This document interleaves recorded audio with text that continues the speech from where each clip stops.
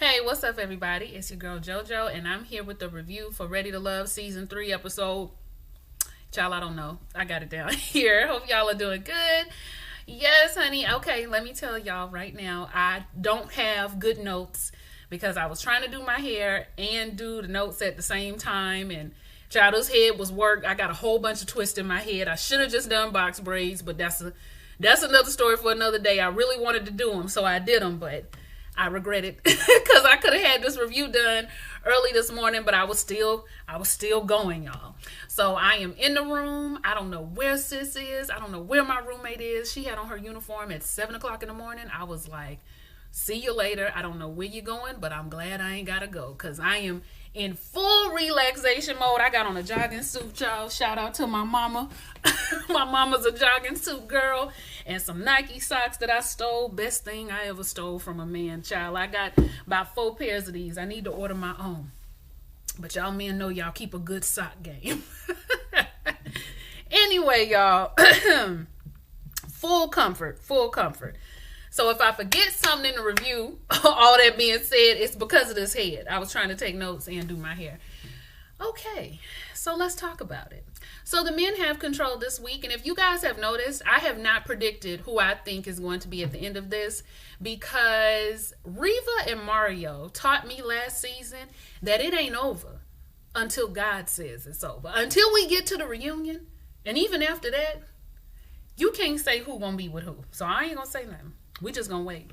But this was definitely a switch up episode just like last week, and let's talk about what happened.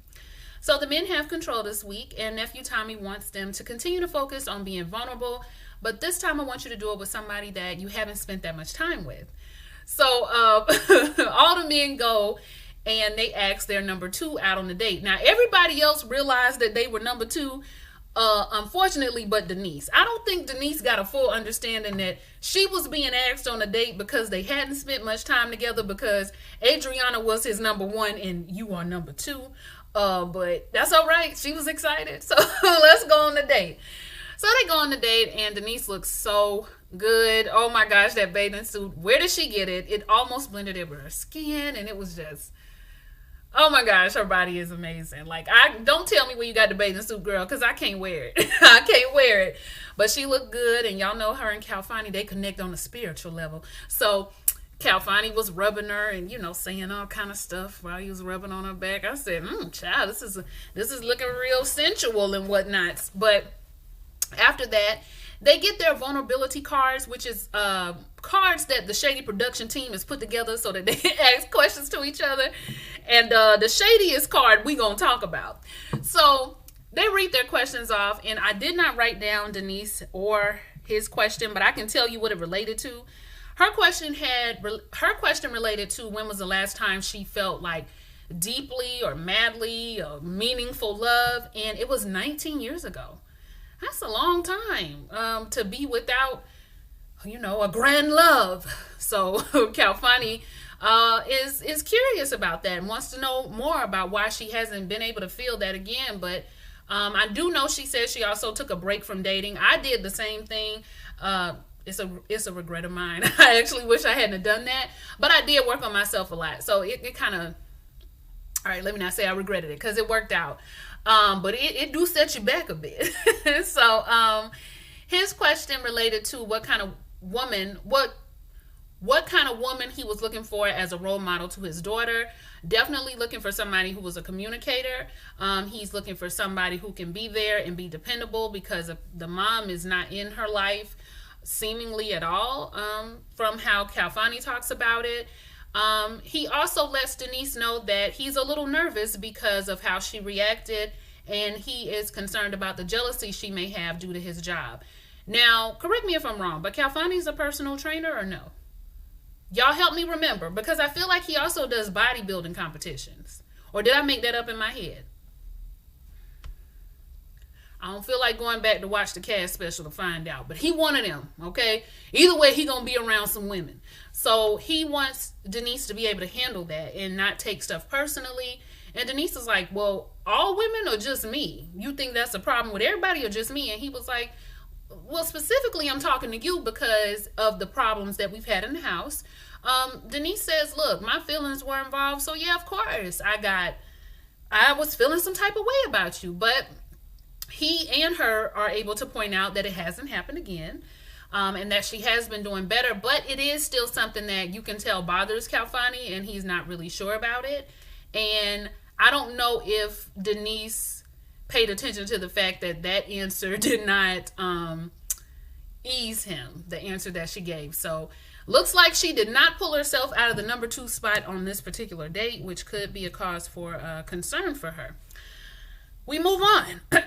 Y'all let me know how you thought the date went. Alex and Rashid. It was a cute date, but I knew that nothing was going to come of Alex and Rashid. It kind of felt like two friends talking who used to be attracted to each other, but it never worked out, and so they decided just to keep it cool. Their vulnerability questions, I don't remember exactly, but I know Alex's had to do with, was there a time where you had to own up to something that you did in a relationship that went sour? And she said that at first she didn't want to own up to it, but she later learned that she kind of used to nitpick at her significant other, kind of wanted him to always was asking for more, asking for something, and it was almost like a I can't do nothing right situation. And she realized that that wasn't really the way to go about it, and that she had to get a lot more mature, and she grew up. She also talks about being in an abusive relationship and how she blamed herself.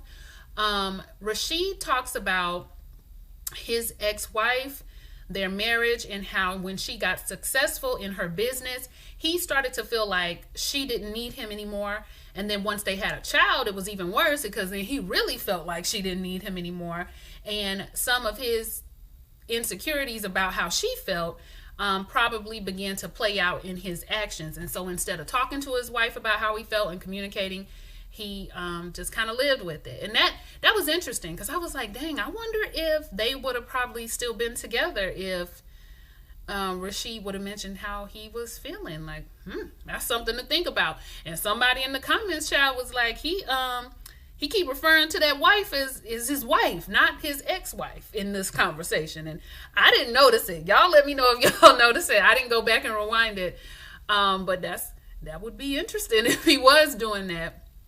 But he seems to have learned a lot from his marriage, going through his divorce. He seems to have done some work in between that state, and it seems to have made him a better man. So good for him. This is something that I talk to with a lot of my friends who are divorced, or even a lot of my friends who are married but maybe going through a tough time right now.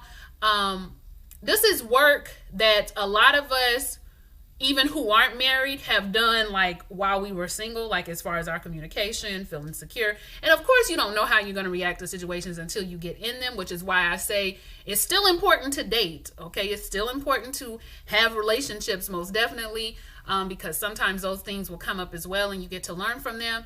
But some of the stuff that Alex was talking about and he was talking about, I was like, dang, this is one of those things about being a woman that's like, I don't want to say unfortunate, because I love being a woman, but like, it bothers me sometimes. Like, it's almost like the game ain't fair, because you got a biological clock that you're thinking about, but mentally, all of the stuff that comes with like being in a marriage and raising your children, you haven't really, you know it, but I feel like you get a full grasp on who you are and what you need and how you operate when you're like 28, 29. Some people lucky 27, and I know for sure it's after 25. I do know that. That's where it starts to really become clear to you. But you also are thinking about your clock. So you're trying to make sure you get all of these things done. And unless you have a person who's really willing to grow with you and really help you if you get to one of them stuck points where it seems like you being selfish, but you really just trying to grow up, like get your mind and your feelings and stuff together. I'm telling you, we go through this. It's going to be hard. That's why you see couples who sometimes got married at like 19, 20. You kind of see them trying to grow together, and it's like almost abrasive, like they rubbing against each other. But a lot of people make it through that, and that's good. It's just something that if you get married young, just keep that at the back of your mind, that y'all are going to start going through those growing pains individually, and you got to figure out how to make it work together. Then when you old, like some of us, your clock is ticking, if you want kids. Your clock is ticking. I'll be telling y'all, don't listen to mine. But you know, you've grown through certain things on your own, and you've gone to therapy on your own, and you've gotten yourself together. You know, you've kind of just been watching from afar, you know, other people's marital advice, and you just kind of taken all of that and been working on yourself so you could be as whole as possible before you get involved with somebody. You get what I'm saying? So it's kind of like I don't know. It's interesting. It's interesting though. But the stuff that Rashid and Alex are talking about are things that you can work on even before you get married, and I would encourage you to do so that it can be as smooth of a process as possible. I mean, you're going to have issues, but y'all get what I'm saying, I think. I don't know. But let's move on. The date was good, but I still don't see anything coming from it. Let's see what else. Who's next? Let's talk about Edwin and Joy. So Chris is gone. So Edwin has taken on the torch of the unbuttoned shirt and giving y'all a little chest. Okay, he forgot his baby oil though. I said, see, if you're gonna try to be Chris, you got to get your coconuts, you got to get your olives, your baby oil. You got to get all of this greased up. See, you ain't did it right, Edwin. You ain't did it right. But they go on their date. Joy, I still feel like has Edwin in the friend zone. I know a lot of you believe that Joy and Edwin would make a good couple, but I don't. I just don't see it. Because I think Joy is at the point where she's done a lot of the stuff that Edwin still has yet to do. And while it would be nice if she was there to push him and all this yelling and prop him up and be there for him, it would be great, you guys. But I'm gonna tell you right now, when you get, the older you get, the more you just kind of be like, I don't know if I got that in me to do. You know, I've been through a lot already. I don't know if I have it. Like, it's different if it's one of your children. It's different even if you 21. But you know, you getting up to 40. I don't know if I got it. You know, I don't know if I got it. And I don't blame her if she doesn't. But she is able to connect to Edwin to let him know that he does need to go get some help. When they read their vulnerability cards, Edwin's has to do with one of the things that he has a hard time doing, and one of his is asking for help, and trusting that he can be vulnerable with somebody enough to ask for help. And this is when they have a conversation again about his mental health. Joy said that there were things in her marriage that she would never do again, and what are those things? And Joy said she lost herself in her marriage. You know, that's another conversation we can have. When you don't have a good awareness of self, and you have most of your life kind of been what people wanted you to be, I'm speaking for myself, been what people wanted you to be, it's very easy for you to get in a relationship and just mold yourself to exactly who he wants. And then when you start to come into yourself, like I said, this happens a lot of times when you're young, right? You start to come into yourself, it looks like, oh my gosh, like, who is this? This woman is not my wife. This woman is not who I married. And not only do you resent yourself for doing it, but you resent the other person. And they really just kind of rolled with it. You know, they didn't do anything, but you still have resentfulness for them because you feel like you did it for them when you really shouldn't have been doing that at all. But it's a lesson that you have to learn. It's a lesson we have to learn. So work on yourself. I would tell people right now who are young and dating, work on your self-esteem, your self-love. Work on your communication, work on not taking offense to everything, make sure you are mentally sound. So PTSD, bipolar, any of that other stuff that you think may be happening, childhood issues, try to get all that out the way, child. While you waiting on the one, if you know you got some issues, try to get all that, cleared. Okay, so your person ain't got to be trying to clear that out of you while y'all trying to build a family as well. Because it's work, child. It is work, okay? Self-work is a lot of work. So Joy said she would never do that again. She completely lost herself in that relationship, and I felt her. You don't want to do that. All right. So after that, Edwin and Joy have another conversation, like outside of their date. These mofos are so loud. I don't know if y'all can hear them. I'm telling you, this dorm life, it ain't for me. It ain't for me. I need my own place back. Edwin and Joy have another conversation outside of their date where they're talking about their just the connection that they have. They both end up crying. I was like, this done got real. Did it get real for y'all? It got real for me. Hold on, let me try to find. Let me get to my notes on the subject. Um, Edwin says that he adores her. And I thought it was sweet, y'all. I did. It was touching, but I still felt like it was one of those conversations. Like, I felt like they were telling each other, if we had met in another time, in another place, this would have been perfect. But I got a lot of feeling for somebody else. I don't know if I can be there for you the way you need somebody to be there for you. And it's like Edwin is saying, I can't ask you to be there in that way for me, but I appreciate what you saw in me and I appreciate your help. And now I'm going to step back and work on me. I was like, this is real. I feel like this is real. I feel bad for Edwin. I think he has a lot on his plate. I do. I think he is a very, very hurt man, but I think he can get through it. He can get through it. I don't know if he needs to be in a relationship while he does, but I think he can. And I wish him the best of luck with that.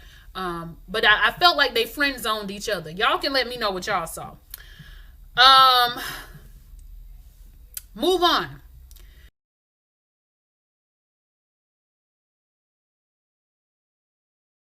Winter is cute, but I want Winter. I know y'all like Winter. I ain't trying to shade, but I wanted to go up. I just wanted to go up one more size. Just one more size. I know how it is, ladies, because I too, I don't know if y'all can tell, but I got a little hoochie in me. And I do like my clothes, sometimes real close on me. But I've learned that either it's going to be a tight shirt and a looser pant, or a tight pant and a looser shirt. Everything, because if not, everything just be kind of grabbed up on Winter. And it makes her look like, sometimes she look like she might be about to bounce up out of it. And I don't like that look for my girl. I don't like that look. When she was at that pool with Jay, they had a conversation even before the date where she was just telling him that she couldn't understand, where he was with it or how he felt. Winter tired of she ain't used to being nobody number two now. She ain't really feeling none of that. And so that's when Jay actually ends up asking her on the date and all of that and wanted to spend some time with her. But when she was at that pool, I was like, Winter, just one more size. One more size, girl. So they go look at the stars. They're going to do a little astrology. Winter is an Aquarius. I think I can see that. Y'all go back and watch my Aquarius video. Y'all search for it. It's on here. Winter is having a good time with Jay, but at the same time, she just can't figure out why Jay is not feeling her the same way that she's feeling him. Like, she wants what she feels for him to also be reciprocated, and it's not. Jay really likes Joy. I think that is who he truly wants, and I think this date kind of solidified it. This is one of the saddest ready to love dates I think I've ever watched. It was cringy. I was embarrassed for Winter. They go lay on this little thing and they read their vulnerability questions. Let me see if I remember theirs, child. I know one of them had to do with Jay, one of his friends. Okay, the shady production crew. This was the shadiest vulnerability question of them all.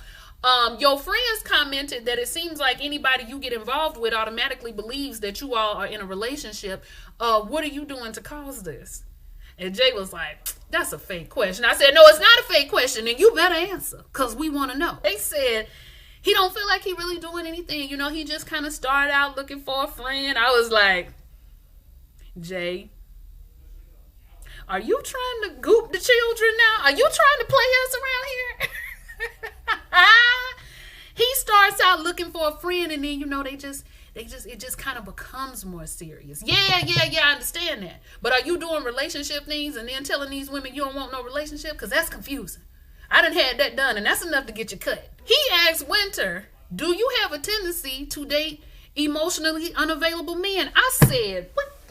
Who wrote these cards? Yeah, Winter says she does have a tendency to do that. She's not really sure why. I have always said, because I too have ran into several men who were emotionally unavailable, I have always said that there had to be something about me that I was giving off, because you guys know I believe firmly in attraction, that I was attracting men who were emotionally unavailable, because there was something in me that was like, not emotionally unavailable, but didn't believe I deserved a man who just wanted me. Okay, that was good. I'm gonna have to write that down. So Winter ended up asking Jay, well, why haven't we kissed? I was like, I wasn't mad at it, but something about this episode to me, it made Wendy. It made Winter look desperate to me, and I know she's not. So I didn't like the fact that when she asked for the kiss, I was like, oh, no, no. Even when she told Jay that he was her number one, after he had just said that she was not his number one, I was like, don't tell him no extra information, Winter. All right, he's not. I would have got up and left. I would have got my shoes and been like, well, it was nice, thank you. So he gave her a kiss on the cheek, and I was just like, oh, y'all, it was bad. It was bad. But that's all right, because she ended up going on another date with Anthony. So Anthony has got a little badminton game planned. I said, baby, you ain't trying to see your girl in no badminton, okay? I was a badminton beast at gym on a rainy day. So they go play badminton and they have fun, you know. She thicker than a snicker. I one more size, but she was thick out there. She was playing badminton, and they looked like they had a lot of fun. And they had a wager: if she wins, she got a kiss. Did she get a kiss or she got carried? I think she got carried. And then if he won, I think he got a kiss. See, now they about to play some music. I hate it. They get on my nerves, child. They get on my nerves. I don't know if y'all can hear what's going on in the hall. So in the end, she does win, but she gets a kiss and she got carried. I said, do that, Winter. So it was nice. I felt like they had a really good date. She ends up asking Anthony if he'd ever been in love. He said no, he's never been in love, but that's because he blocked love. He was playing football. So that was his focus. Now he's not playing football. And Winter said, well, if you aren't playing football, wouldn't you just create another block? See, that's what I'm saying. I don't think Winter you see what I'm saying? I don't think she believes that she can find an emotionally available man. It's like she created it when he just told her what the problem was. And he was like, no, I'm not going to create another block because now I'm open to it. I was focused before, but now I'm open. Winter's question, did he ask her a question?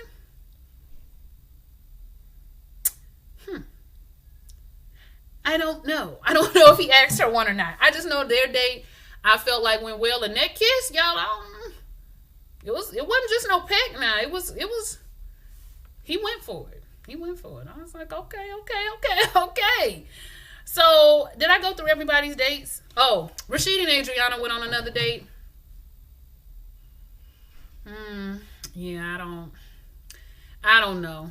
I think leaving Alex this week was a mistake. They should have kept Simone, got rid of Alex, and let Rashid and Simone's connection get stronger, because I get an inkling that Adriana is about to ghost Rashid again, but I'm not really sure. I think she likes his adoration. I think she likes his gentleman-like qualities, but I think she still wants the beef meat that is Calfani. Let's move on. So I think that was really it. We get to the end of the episode, and Nephew Tommy asked the questions to the guys: who you want to go, who you want to stay. Anthony tried to slide in 2 women, and Tommy said no, either or. Who would you leave with today? And he said Winter's doing it for him right now, which left Denise and Alex on the chopping block. They sent Calfani to talk to Alex, and Calfani was like, "Look, I wanted to talk to you, but you kind of seemed like you was really bonded to Brian." She says that she knows she shot herself in the foot when it came to Brian. She wants to have the time to get to know the rest of the men. I said, well, child, it's too late, baby. It's too late. It's too late, Alex.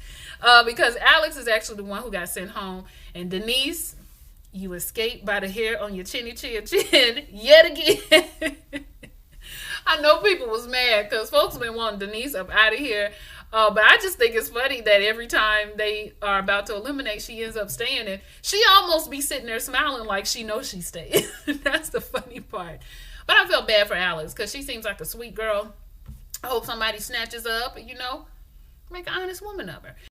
I forgot to mention that when they were talking to Nephew Tommy, Jay says he kissed Winter on the cheek because he had already kissed Joy. I guess I can see why he would do that, because maybe he didn't want to get some drama started, but I mean, I don't know. I just think you don't like her like that. As a matter of fact, when Anthony said that he kissed her, Jay looked relieved. He looked like, whew, thank you, bruh, for taking her off my hands. I didn't know what I was going to do with that one. But did you see how he looked when Edwin said he wanted Joy? He was just like, I said, yeah, Jay, you better step your game up, even though I don't think nothing gonna happen. But yeah, you guys, I forgot to mention that little part. Y'all let me know what y'all thought about the episode. I guess it was a pretty good one. Like, comment, and subscribe, and I'll see you for the next one. Bye.